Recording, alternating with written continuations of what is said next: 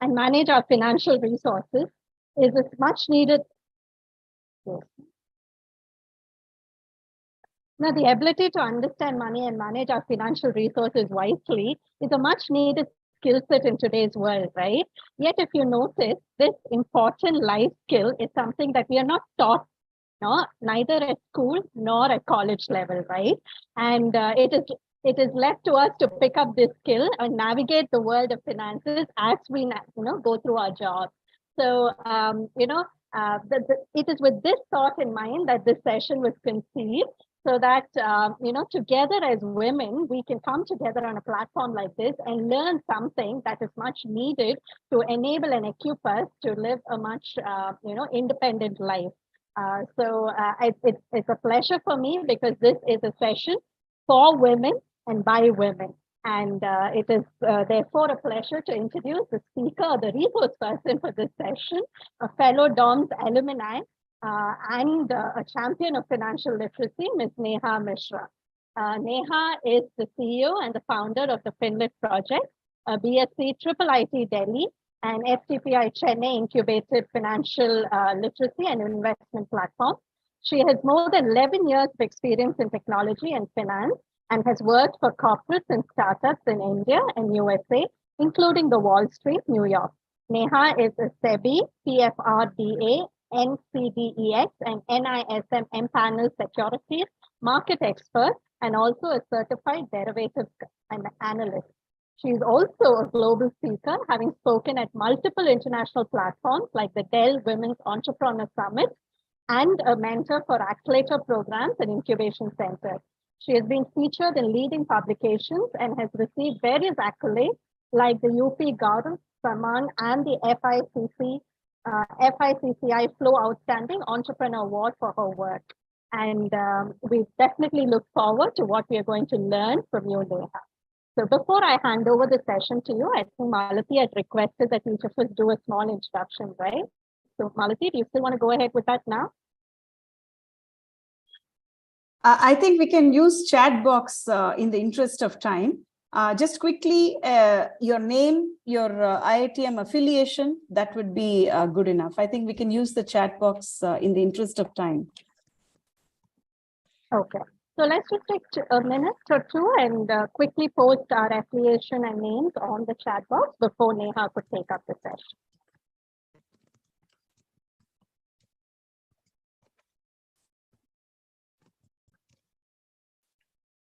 Thanks, Dr. Kalita. Thanks, Malti.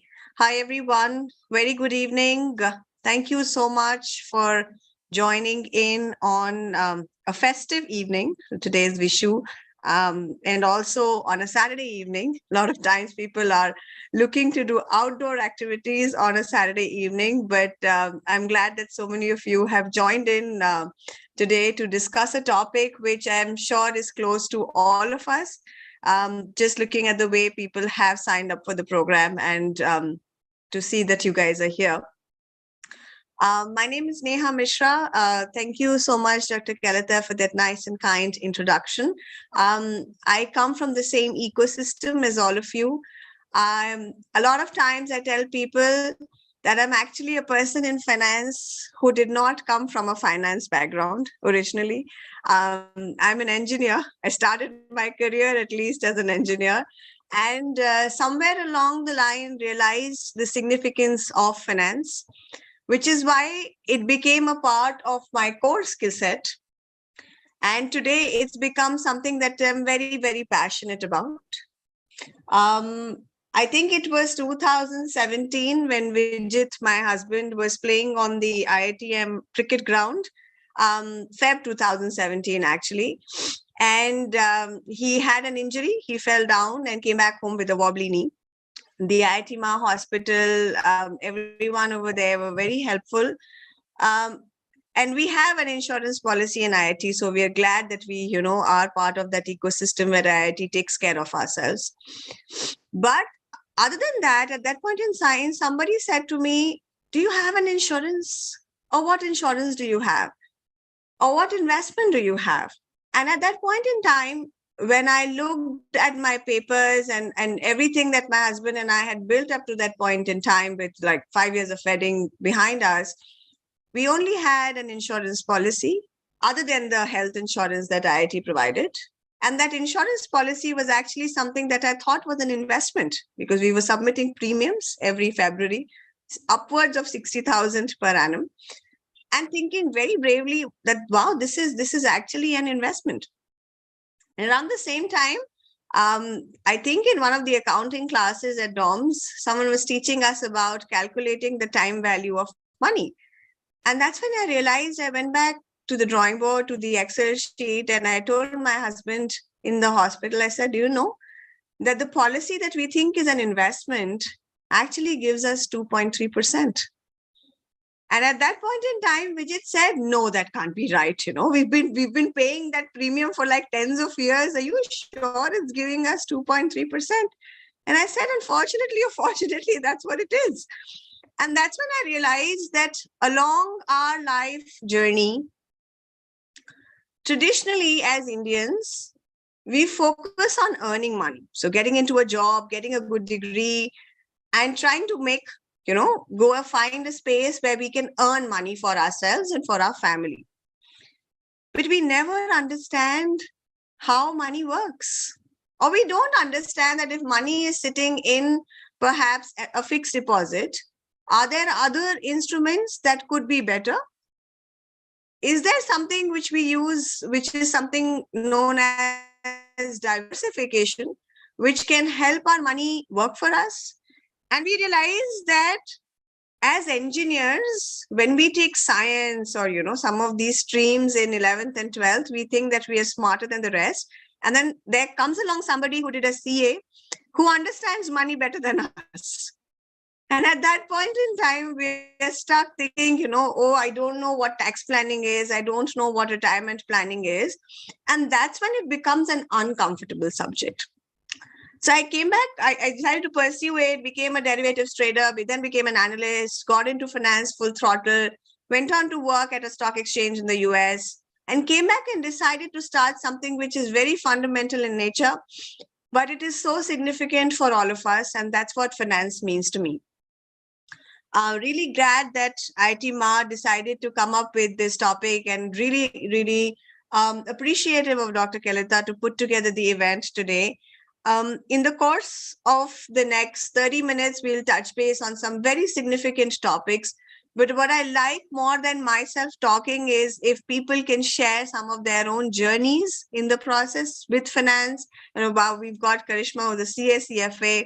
So it's really nice to have you.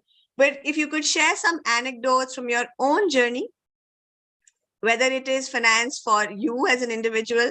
I see entrepreneurs who've joined in. One of the topics that we discuss very often is the significance of financial planning for entrepreneurs.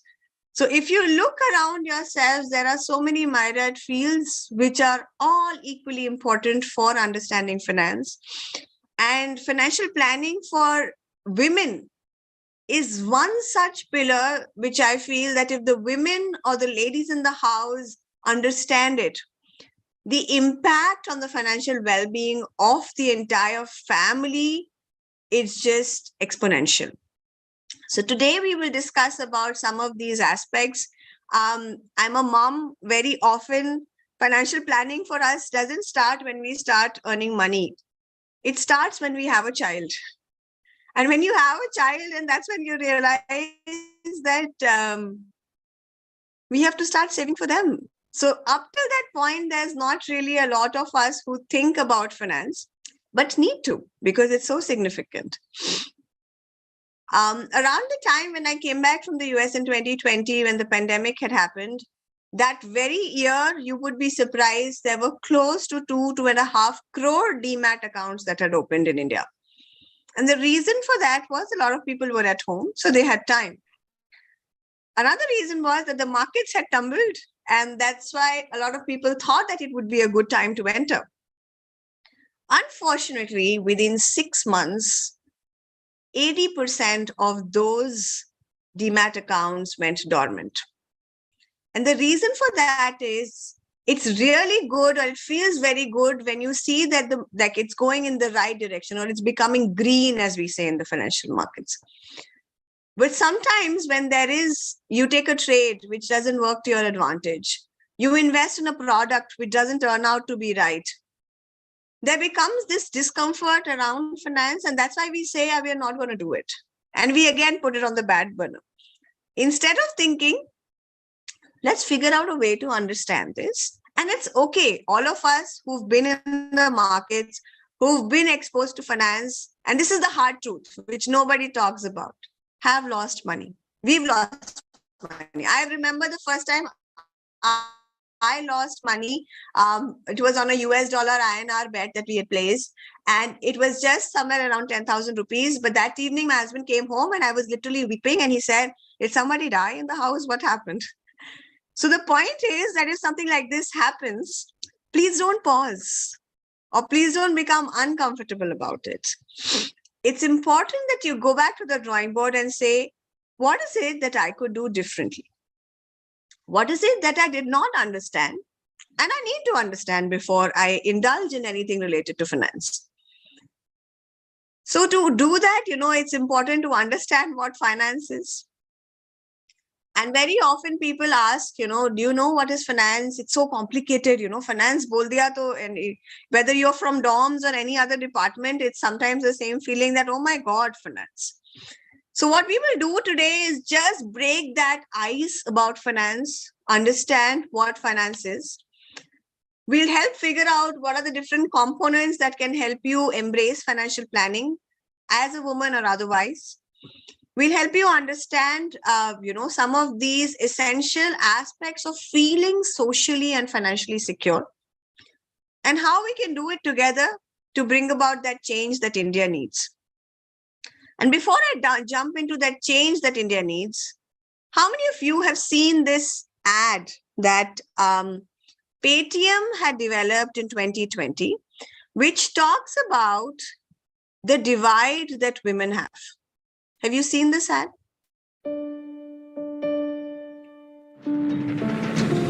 Hello, everyone. Thank you so much for coming to help us conduct this experiment today. We were of different ages. We were made to stand in a line. Now, I'm going to ask you a bunch of questions. If your answer is a yes, step forward. If it's a no, please step back. Here goes. Ready? Did you learn how to ride a bicycle before the age of 10? Did you learn music in school? Did you take any lessons in sports? And no, video games are not a sport, even if it has the word game in it. Did you learn how to iron your clothes while still in school? Take a step forward. If not, take a step back. If you can make tea or breakfast, not just for yourselves, please step forward. If not, take a step back. In the beginning, I think the questions were more general. People were still going forward and backward.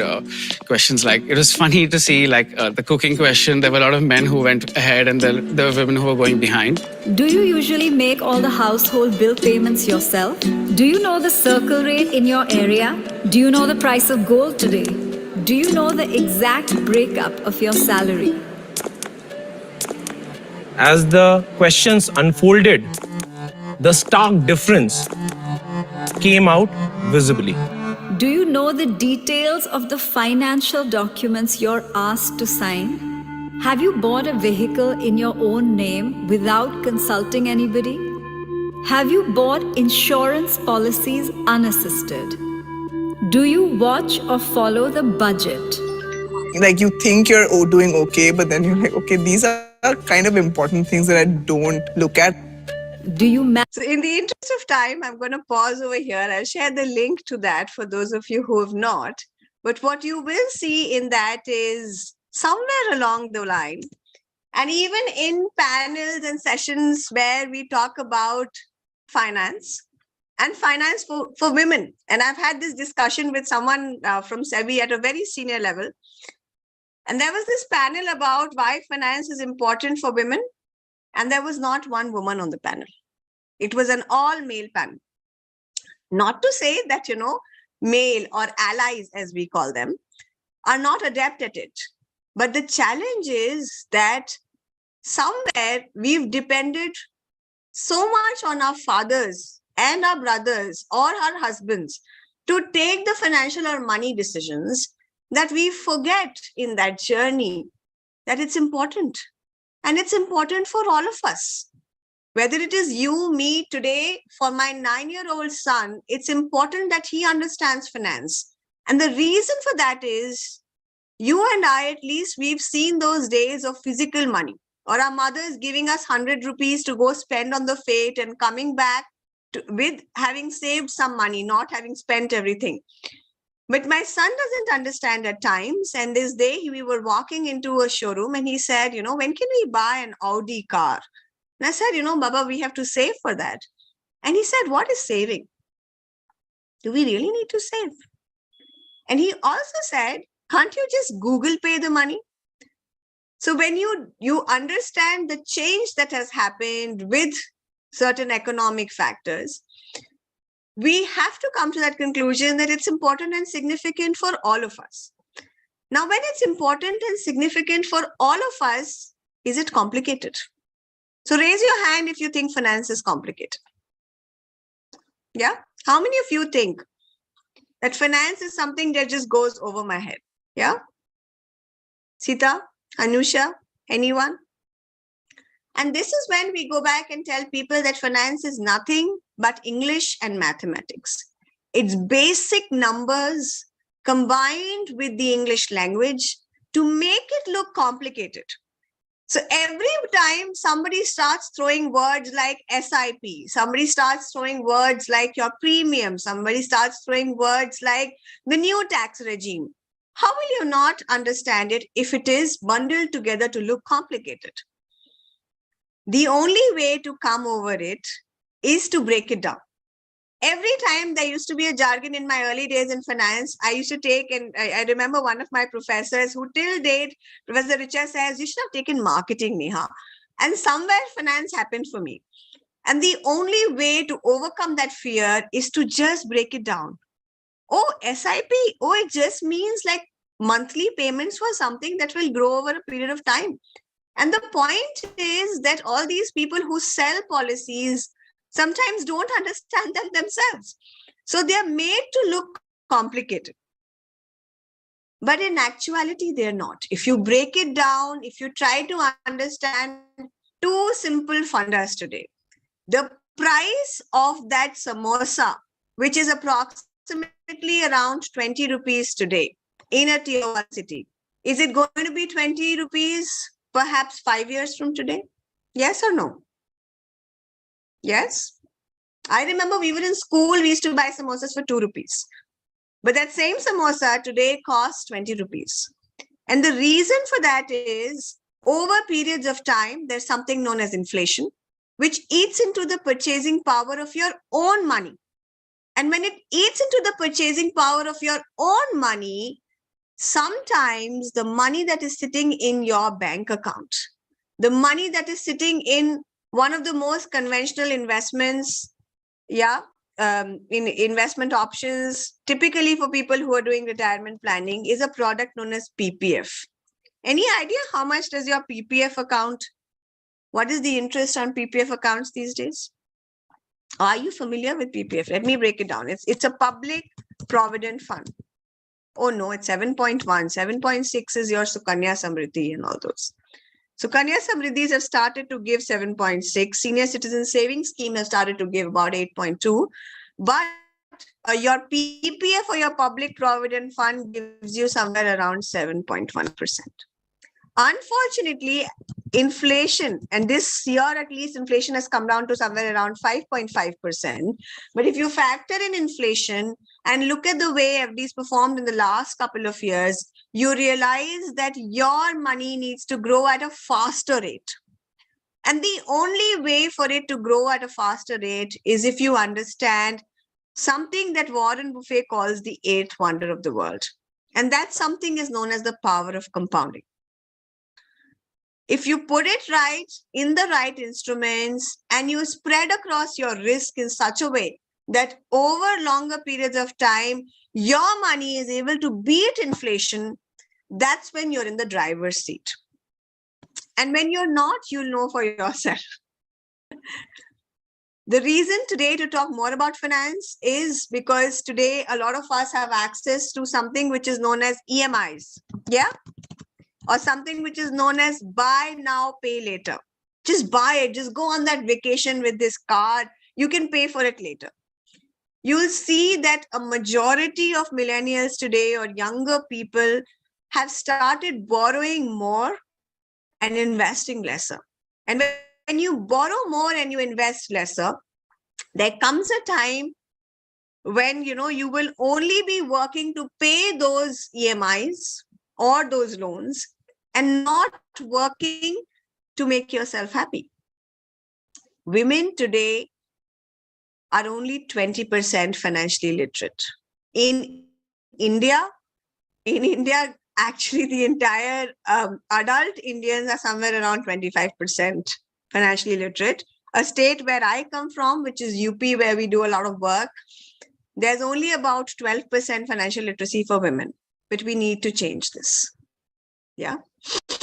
No, it's actually in India, yeah.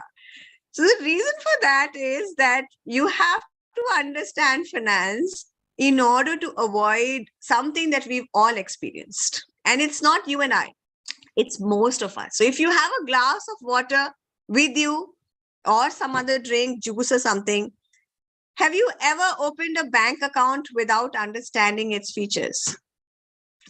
Sip for yourself. I'm not going to ask. Have you ever stressed about your family's budget?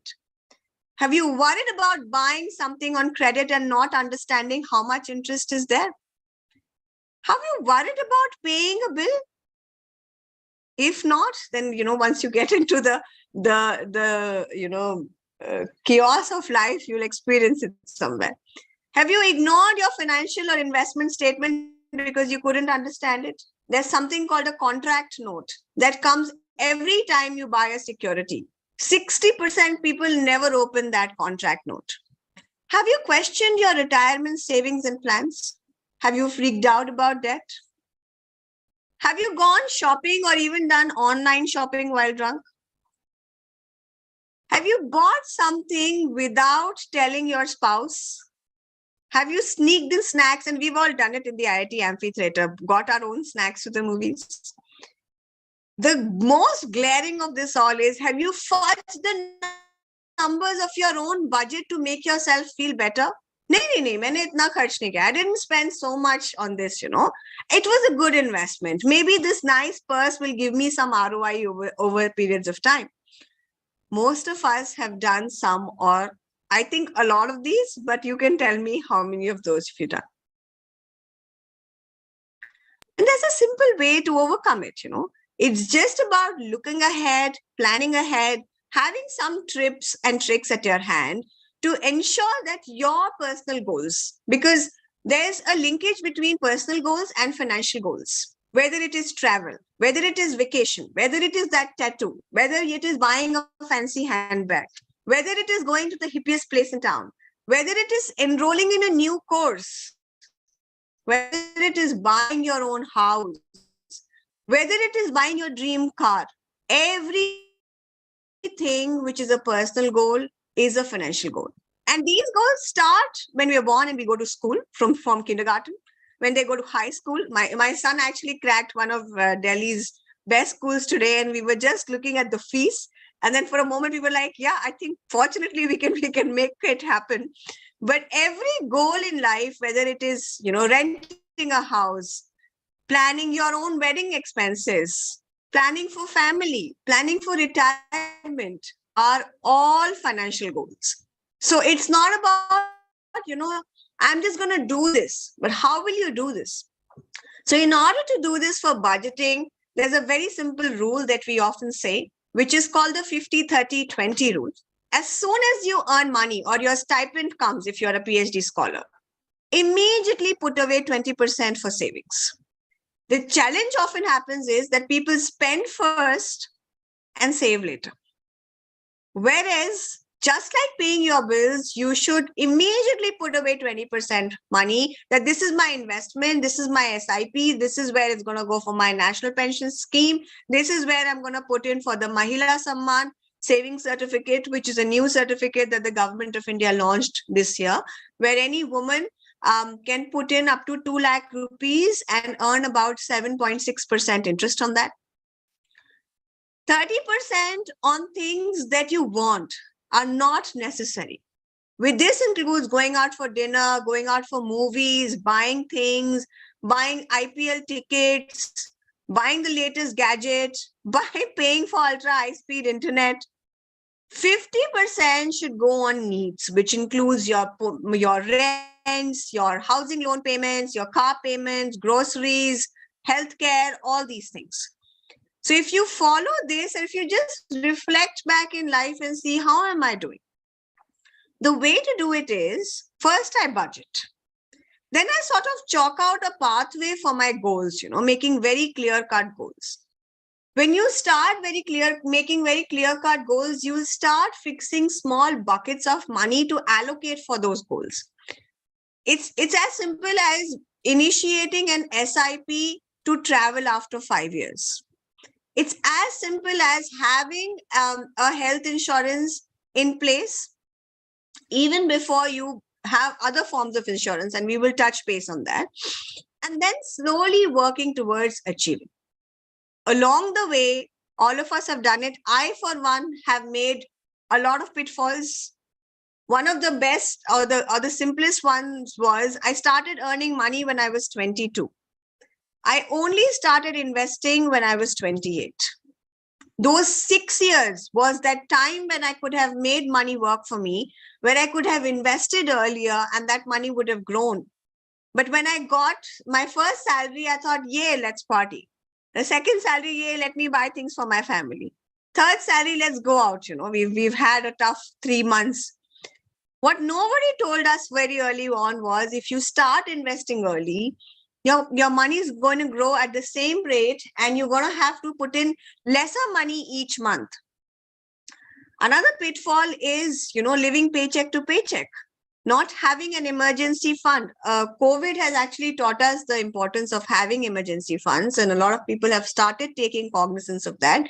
But at least 8 months of your annual expenses should be put away in an emergency fund.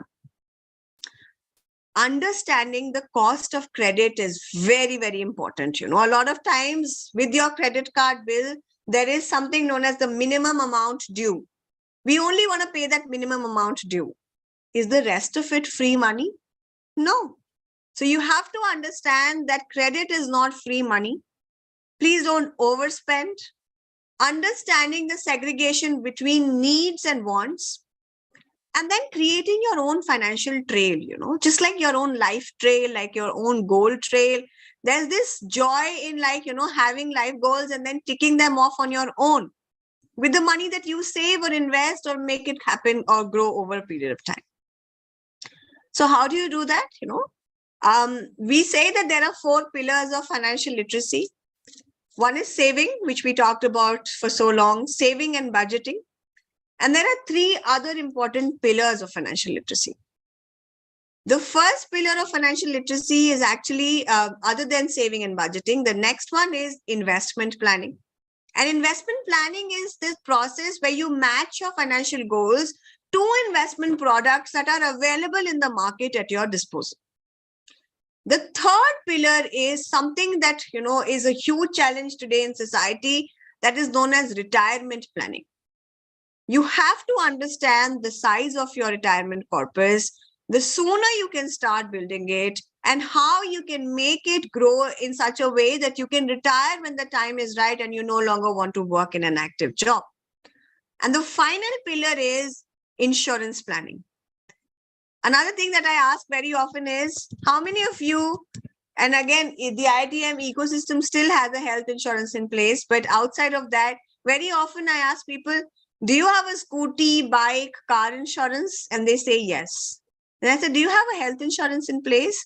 which can cover costs, and not a health insurance which is covering, let's say, around 3 lakh, 4 lakh rupees, but an adequate insurance cover. Do you have that in place, which is somewhere around 50 lakhs, 1 crore today? And very often people say that, no, we don't have that. So it's important that you follow these 4 essential pillars of financial planning. Of course, there are others which are important. One is cash flow management, which is savings and budgeting. The other, like I said, is investment management. Third is insurance assessment. Fourth is retirement planning. And then there are 2 others. Around 31st of March, I think there was this program we were doing for a leading education services provider in the country and a global brand. It was for all entirely women. And it was a tax planning workshop. We went through all the nuances of tax planning, old regime, new regime, 80, section 80C, 80D, something known as 115 BAC. At the end of the session, I asked the ladies, should you be doing your tax planning? And they say, there's someone who I pay 500 rupees, he does it for us. And eventually they came around and said, no, yes, we should plan it, At the end of the session, I asked them, will you plan it? And there was still this hesitation. There was still this consciousness to say, I'm not sure whether I'll do it right. And the only way to do it right is to do it yourself. Seek external help. Sitting for investment plans with a SEBI registered, intermediary is important. Seeking consultation from a tax expert is important. But trying to do it on your own is one of the best ways to learn. One pillar, which very often even the males feel, are not very comfortable with, is something that is known as estate planning or succession planning. In India, thinking about a will or planning what will happen to your, assets after you are no longer available in the world is a very touchy subject. So people don't want to do estate planning, but that's also fundamentally very important. How do you do retirement planning? You first have to figure out what is the amount of money, and we can maybe help you with a little bit of calculation to see how you can determine the size of your corpus. Start building it, start putting in those buckets, and then generate a way so that, and when you're retired, you have enough monthly income coming so that you don't have to cut back at that point in time. Again, insurance is important because there's only one thing that is certain in life, which is uncertainty. And when things are uncertain, insurance is like this advanced product we have in the markets known as a derivative product, which is for hedging risk. And insurance is one of the simplest forms of derivatives. It's a call option that you buy. If somebody is interested, I'm happy to walk through a little bit of more nuance over there. But something that you have to take or have in your hand in order to take care of a situation wherein you no longer will be able to, provide for family, provide for yourself, whether it is term insurance, whether it is health insurance, whether it is, different policies that come around, whether it's an endowment plan, whether it's a monthly payback plan. It's important that you understand. And if you understand that, it is a tool that you can definitely use to manage risks and emergencies in your life. And when you have all those 3, 4, 5, 6 pillars that I mentioned, you have this tree, which I call the tree of financial well-being, which is the perfect way to, social security, mental stability, no longer feeling stressed, and having that environment where you can, just relax. And this tree has actually 2 parts, just like any other tree. The roots are what I call the ABCs of financial literacy. Financial A is financial aptitude. Financial aptitude actually starts with financial attitude. B is financial behavior. So if you start inculcating it in your day-to-day life, that change happens. And financial C or financial capability is something that happens or is taken care of with the resources that are at your disposal if your attitude and behavior in finance is right. So if you have these things in place, the root of your tree will be so strong that irrespective of, a situation like COVID happening, a situation like layoffs happening, a situation like, a sudden family expense coming up, which are all environmental factors, your tree will be like that aged burger tree that we have on the Banyan Avenue, which will be in control, which will make you feel financially and socially secure, which will help you meet expenses with having some leftover. So please take care of that. Know how to open or operate your accounts. Know where your savings and investments are parked. Understand where to use credit, how to finance a home or a car, how do I repay my debt, how do I revise my household budgets, how do I manage my debt, how do I have to go back and look at my investments from time to time and not just sleep over it. If you do that, you'll feel immensely socially and financially secure, and you'll be able to fulfill your dreams and aspirations. One thing that I've seen is that building that community or coming together for programs or sessions like these, where you have people interacting, where everyone comes together and says, hey, I didn't understand this, can you help me explain that? Or, hey, my policy is due for renewal. Can you help me understand how it works?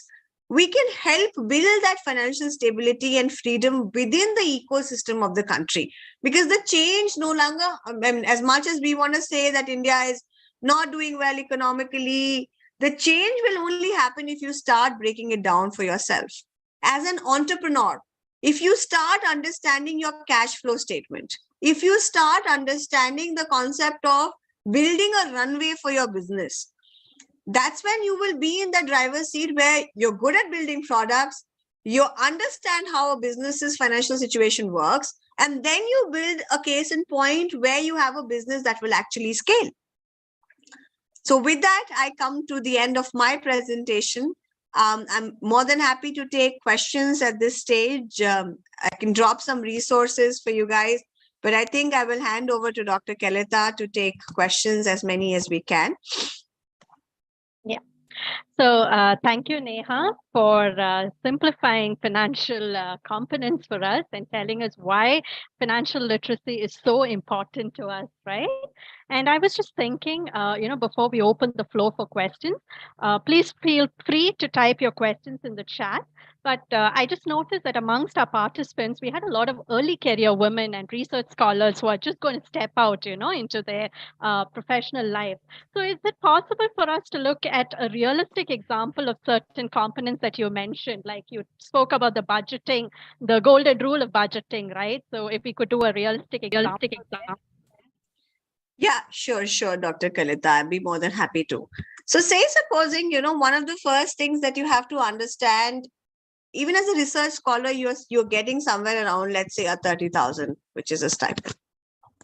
At the beginning of the month, please note, at the beginning of the month, the first thing to do, which is about 20% of this 30,000, is 6,000 rupees. Break that 6,000 rupees, which is your savings, into an SIP for investment purposes, right? When you break it down for investment purposes, let's say you put 1,000 rupees in an index fund. And for women who are coming from a background where, this is not, it's one of the simplest forms of mutual funds, which replicates the index. So if you understand what Sensex is, or you've heard the word Sensex or Nifty 50, any index fund will be investing in the companies that are listed on that index and will replicate that. So simply, your money will grow as the index grows. 500 rupees you should put in to something, let's say at the beginning, which is known as a small cap fund. 1,000 rupees again for something which is known as a blue chip fund. That's about 2,500. About 2,000 rupees you need to put into a retirement product. These retirement products could be anything. The first one that people use typically is something known as a public provident fund. Another one that people can use today, which is known as a national pension system. About 1,000 rupees you can put into something which is, a lot of people do it for daughters, but today we have something known as the Mahila Samman Savings Certificate. Okay, this will give you about 7.6. So if you put this 1,000 rupees in an RD, or if you had put it in an RD maybe a few years ago, or an SIP or a fixed deposit fund, you'll have something at your disposal. Now, please note that financial tools or any breakup is very individual in nature. There's no one size fits all kind of a thing. So it has to align to your individual goal. All the products that I mentioned to you so far were something which is known as equity products. Okay, so they are all on the line of investing in equity. The other thing is known as debt products. So equity products are typically for your longer term horizon. All right. Debt products are typically for shorter terms. When I say longer term, I mean a period which is over 3 years. When I say short term, I mean any period which is less than 3 years. So any goal, if I need to go to, let's say, Italy next year, for that, I can put my money in a bond, in perhaps a treasury bill, anything that is linked to debt, a commercial paper, for a period for a fixed return. In this one, you will know an FD is also a kind of a debt product. So that way you can break down that 6,000 rupees or 20% of whatever money across products. I didn't mention insurance over here, and the reason for that is IITM typically has a health insurance policy. Please continue that health insurance policy even after you are out of the institute. It doesn't mean that you're done with the insti, you're done with the insurance policy. That has to continue even after you are, in yeah. And yeah, you have to tax saving FD. We'll touch base on that. No, Mahila Samman, Papya, you will get at the post office. This year, it's only at the post office. The banks have not been given. So that is one way to break it down. Create your own Excel sheet. Further nuances of that are very subjective to individual goals, horizons. So I don't want to create a one-size-fits-all kind of a solution. But feel free to reach out for your, personal... yeah, that's a great book, Psychology of Money. There are others which are even better, actually. Psychology of Money was written by Morgan Housel. I particularly like one which is, more nuanced to investments, more nuanced to, it's called Flash Boys. There's another book that is on that. So, if you've seen this movie called The Big Short by Christian Bale, that's another great resource to watch. You can actually download our app where we have free micro courses. It's available both on iOS and Play Store on different, and each course has been designed in a way where in 30 minutes you can understand or grasp a concept. Anything from valuations all the way to derivatives, anything from simplifying mutual funds. Yeah. See, Kanan, a range for equity or the secondary markets has to be balanced with your goals. If you are a beginner, please start with investing only an amount which, if were to go down the road, it wouldn't start to pinch you or your family life. So I would suggest start looking at it from that point in time. For large caps, you can definitely allocate a larger chunk. For small caps, I don't suggest more than 10% or 20% of your investment portfolio when you're getting started off. So it depends on the stage you're at. You can reach out to me. I'm more than happy to help you understand your individual, goal planning and how much risk and how much allocation, where and what products on a very one-on-one level, because it's not a generic kind of a solution. Yeah. So thank you for that example, Neha. I was also wondering, you mentioned about the emergency fund, right? Building an emergency fund with 8 months of your annual salary. So where does that fit into the workout you just showed us? Do you start it right? So emergency funds are always have to be parked in very liquid instruments. It could be a fixed deposit. Typically, it's something which can be broken down whenever you need it. It could be something as simple as a treasury bill. Treasury bills are 91 day, 182 days, those kind of products. They don't give a lot of return. They give only somewhere around 6% return. But the purpose is that it has parked in an emergency, so that if you have to dip into that, you can take it out anytime, and they come under the debt category. So a lot of, I think our students or, our women might also have responsibilities on, taking care of their parents, right, in their old age. So how do you plan for, medical insurance for your parents? Or, maybe when you're a student, they're working, but by the time you start earning, they are in their retirement, right? So how do you plan for medical insurance after retirement? I think, yeah, that's a great question, but there are two sides to it, for our parents' generation, a lot of times, for their parents actually. So for our grandparents, retirement plan used to be going and living with my kids. Today's situations are slightly different. So it's important that your parents have their own plan, their own investment plan or retirement plan in place. But in addition to that, it's what I suggest typically is having a group insurance for your own family. A group insurance is better than taking an individual insurance for the simple reason that, say, in one particular year, out of a family of 4, which could include parents, which could include your younger, your other family, one of them may need to use the insurance allocation to a larger chunk, and the others may not need to use it to as much of a chunk. But a group insurance gives you the flexibility that if you have a group cover of, let's say, around 50 lakh rupees, rather than individual covers of 10 lakh, 10 lakh, 10 lakh, in an emergency situation, you have about 50 lakh rupees that you can explore for one particular individual. And that's probability wise, that works a little bit better. And yeah, take it as early as you can. The sooner you can take an insurance, premiums are lower. As parents get older, premiums range anywhere between 40,000 to 50,000 rupees. So it's important to start early, pick the right cover. Please take plain, simple products. Don't try to bundle insurance with investment. So one of the worst sold products is something known as the ULIP. Bundled as an insurance, and you'll get this protection, this downside. It's one of the worst products. Take clean products, it's very simple products, which is a pure health insurance. Figure out what are the things it would cover, what is the hospitalization expense it would cover.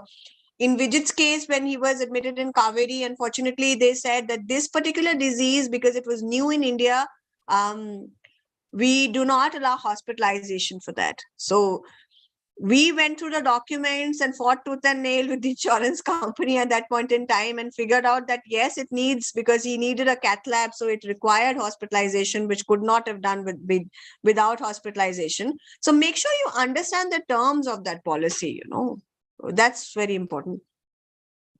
Yeah, so you're right. A lot of these times, these policies, they come with a lot of jargon, right? And heavy advertisements, right? So what are the ways to be aware of the different gimmicks that are put across, not just for insurance, but even if you want to take a simple EMI, right? For anything that you're going to purchase, a lot of jargon, a lot of gimmicks, a lot of advertisements that come in. So how do you be aware? How do you stay away from all I of these? think there are 2 ways to do it. And I said, I used to keep a little diary at the beginning of my financial journey, try to jot down anything, read a lot, read apps, go through some of this content, make a note of it, because it's like ABCs. The more you get familiar, the more ingrained it becomes in your brain. So whether it is investment, the first thing, like I said, is change your attitude. Start embracing it as a way of life. It's not your husband who can decide, and he will feel much more confident of you if you start embracing it in your life. I've seen it in my personal case. Today Vijit depends more on me. Which stock should I pick? So which one's going to do well in the coming days? How do I analyze the fundamentals? Please don't jump into stock trading. 60-70% women jump into stock trading thinking it will be a good way to earn hobby money without understanding what is fundamental analysis, what is technical analysis, what's the right time to enter, what's the right time to exit. So it's study these things, and if you break it down, like I said, it's just simply English and maths bundled together, nothing else. Okay. So any, before I hand it over to the others for questions, any mantras or any other rule of thumbs that we need to be aware of apart from the budgeting rules? I think there's one which I like, which is the Pareto principle, which most of us in IIT already know what the hell Pareto principle is. But 80% of your returns typically come from 20% of your investments. So when you're planning your investments, just be conscious of that. Don't have too many plans in your kitty. Have about, 5 to 10 in total, financial products that you have to deal with, not more than that, because if you put too many, then you get confused. For example, if you're doing stocks or direct equity investing, please don't have more than 10 to 12 stocks in your portfolio, or focus on the ones that are giving the returns rather than going here, there, helter skelter. Another one is, please don't do crypto. Crypto is not an investment. All right. It's like buying US dollars and putting it in my locker, and even US dollars I know for sure will appreciate. Crypto is not an investment. Gold is not something that you should completely not have in your portfolio, because gold appreciates when markets fall, because it's a safe haven. So having some allocation to gold, and it's not necessary to go to GRT and buy physical gold, because they've increased making charges, which is somewhere around 20% these days. So might as well buy a sovereign gold bond, have that sitting in your kitty. So those are things that I suggest. Okay, good that you touched about gold. One last question is, an advice that's always given to you is invest in real estate, invest in a car, and tangible fixed assets as part of your savings. Very different from what you have told us in the savings plan. So, what is your thoughts on that? Can you repeat that question, Dr. Kalita? I got to reading the question, so I missed that part. Yeah, so I was just talking about, investing in fixed assets like real estate, a car, and other things, gold, versus putting it in, say insurance or some of the other schemes that you had mentioned. Okay, great. Yeah, great. So one of the first things is, a car is not an investment. It's an investment if you think it's saving you time, but it's not a financial investment. It's always a depreciating asset. So vehicles, those things come under the depreciating category. Investment is anything that will appreciate over periods of time. And real estate is a great example, because many times in India, people think that having a plot is something that, will appreciate for sure. Having a certain allocation to real estate is not bad, especially if you're living in a city like Bangalore tomorrow, where you end up paying rent, which forms a significant portion. Perhaps putting it into a housing loan EMI would be better. But having real estate only that as much as you can handle is what I suggest. There are other ways, even though it's nascent in India, something known as a REIT and an InvIT, which invest in commercial properties, which are better financial investments to look at. But yeah, not having too many real estates, because another problem with real estate is in India, if you watch this movie called Kosla Ka Ghosla, where there is a forced takeover of a plot by somebody. So a lot of those kind of things happen. A lot of times you put in money into a building scheme and the builder runs away. It's not ready to take in for so many years after you've paid upfront so much money for it, and you're going on paying EMI. So it's not like your EMIs are not going. So having some portion to real estate is good, but not a large proportion. In today's world, your financial instruments give better returns compared to real estate. So I definitely suggest that. No, yeah, thank you. Let's look at the questions. I think you've addressed most of them, right? Vali has just written, is it a right choice to invest in gold or gold bonds at this time? So gold actually right now is at a slightly higher rate. It's somewhere touching around 60,000. There was one SGB series which had come around 56,000 rupees a few weeks ago, if I'm not wrong. Gold is great. Again, the question has to be mapped with your investment horizon. If you're looking for a 10-year investment horizon, I'd say go for it. If you're looking for, a 5-year horizon or a 3-year horizon, gold typically grows when the investment markets or the financial markets are coming down. Right now, if you see in the last 1 year, the financial markets haven't grown much. which is why a lot of people are flocking to gold. So the good time to enter, it's a demand and supply game with anything in finance. If you enter the markets when they are at a high, the chances of you making money will be very low. So when something is low, it is a good time to enter that time, right? So most of the time, people are making money off of you. So if you are buying at a time when Nifty is touching 18,000 and people are telling you ki arey aur upar jayega, it will continue to go up, then you've missed the bus. Similarly with gold, for a longer term horizon, if you are asking maybe for a 15-20-year horizon, you can buy it and keep it.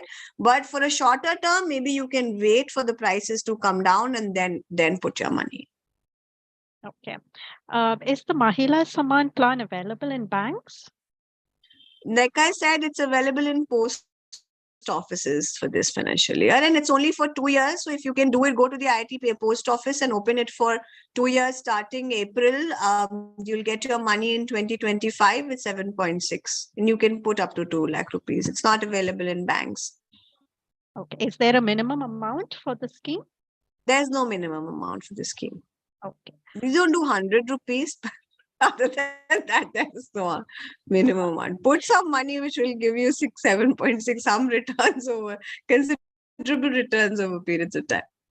Okay, but that looks like a great scheme for, I think, research scholars especially. So, is there a book I think. Yeah, it is, right? So, is there a book or a course to understand the basics of finance? Yeah, we definitely recommend all the free micro courses on our app once you're familiar with those, because they'll help you understand the basics. What is finance? What is the stock market? What is insurance planning? And I'm putting the link over here. What is retirement planning? Other than that, The Intelligent Investor by Benjamin Graham is a great book to understand investments. Someone was asking about accounting. There's a book on financial accounting that is recommended in the dorm syllabus as well. That's actually very good. That's where I learned most of my basics. Accounting is significant if you're entering the business part of finance. It's not very important if you're going to do personal finance. So there's something known as corporate finance and something known as personal finance. So I recommend that one for corporate finance. For personal finance, read some of this. There's this really nice book by an Indian lady called, her name is Monica Harlan. Today she sits on the SEBI IPF committee. I'm forgetting the name of the book. Let me just pull it. It's available in Hindi as well. In Hindi, it's called Baat Paise Ki, or in English, let me pull word. Let's Talk Money. It's called Let's Talk Money. It's a great book for women to read and understand money. She features very frequently on CNBC and all those shows. I learned most of my early finance from watching her shows. Yeah, maybe you can write her name as well in the chat. Yeah, it has. The link has that Monica name, Harlan. but yeah, her name is Monica Harlan. Yeah. All right. Hi, Neha. Yeah, I just Malati. wanted to say that, you know, I'm one of those guilty people who stays away from everything that starts with F. Financial things. I'm very, very far away. But I just wanted to have a comment that if someone were to take us through like this, it seems as if it's doable.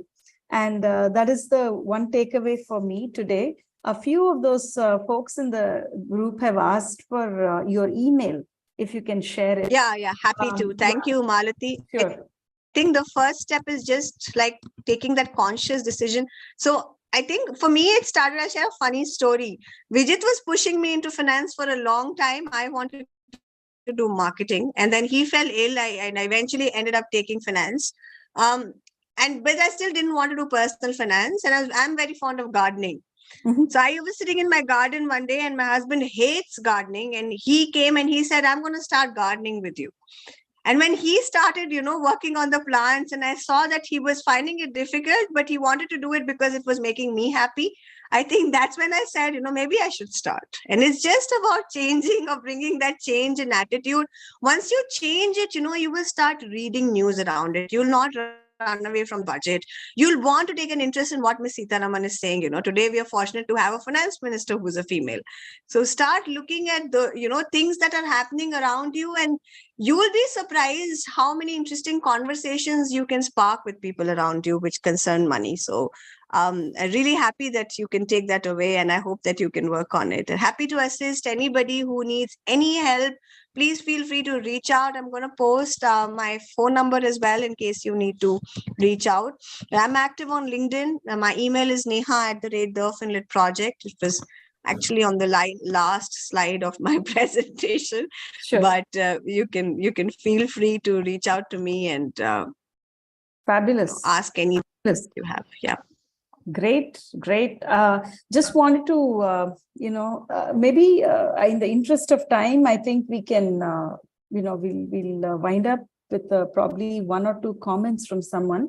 But from the, on behalf of IIT Chennai chapter, just want to thank both of these women who have brought this event to us, Dr. Kalita from DOMS, alumni from DOMS, and Neha again from DOMS. Though Neha is very active in the IIT Madras Delhi chapter, I'm so thankful that she remembered us and she has come to us virtually through this. Neha, I really look forward to meeting you when you are visiting Chennai. So do drop us all a word that you're coming, and we would love to just catch up in person as well. I'm thankful again, Kalita, for persisting and writing a very beautiful proposal to this date. It's been a little bit of over a month of back and forth. I'm so happy she persisted with it. And I think the only reason is that there is a passion in what she thinks this is an important topic. So I want to thank both of you. Thank you to the IIT MAS support that we have had for running this program in terms of flyering, promotion, spreading the messages in the WhatsApp, emailing, and also today hosting the Zoom meeting, especially on a Saturday evening. I want to call out Maha, Papia, Vinod. I think just these three today, right? Okay, just without them, not any of these events wouldn't take place. And I just wanted to sincerely appreciate their help in running this Zoom portal and also sending it for a live stream on recording. So those of you who have attended, who felt like this was a great one, please share the YouTube link of IIT MA where it will be hosted. And you're welcome to share it with your friends. And Neha has been so giving by sharing her phone number and her email address. So reach out to her, ping her on LinkedIn, connect with her, and all the very best to everyone. So, and lastly, thank you for such an amazing participation. Over 40 people have joined today, and I feel very thankful that an effort like this has actually reached a lot of people, especially youngsters like Angel and all those research scholars. I'm sure you have to start thinking about financial planning. And I love the way that Neha did that HTRA type of, budgeting, right? That was so appropriate for what the PhD scholars are currently going through in their monthly expenditure. So fantastic way of explaining, breaking it down to small pieces. Thank you so much, Neha. Really lovely talk. Thank you. Thank you so much. Pleasure's all mine. Looking forward to engaging again in your financial journey, because finance doesn't stop. Newer products get added. So please start it. I'm really glad someone's saying, I was just seeing Sita said that I took a pause. Please don't take a pause. You will come through bad days and good days, but keep motoring ahead. And thank you so much once again, IIT MA, for having me, Dr. Kalita, Malati for arranging, Maha for all the support, and looking forward to doing more in the future. Take care, everyone. Have a great weekend. Bye. Thank you, Neha. Thanks, Kalita. Once again. Thank you, Malati, for your support, and to everyone else who has attended. And if there are any more topics like this, under the finance heading that you would like to be explained, like tax planning or anything else, please drop us a note, and then we would be happy to carry forward such sessions. So thank you, and see you all. Bye. Thank you. Bye, Maha. Thank you. Bye. Bye, everyone.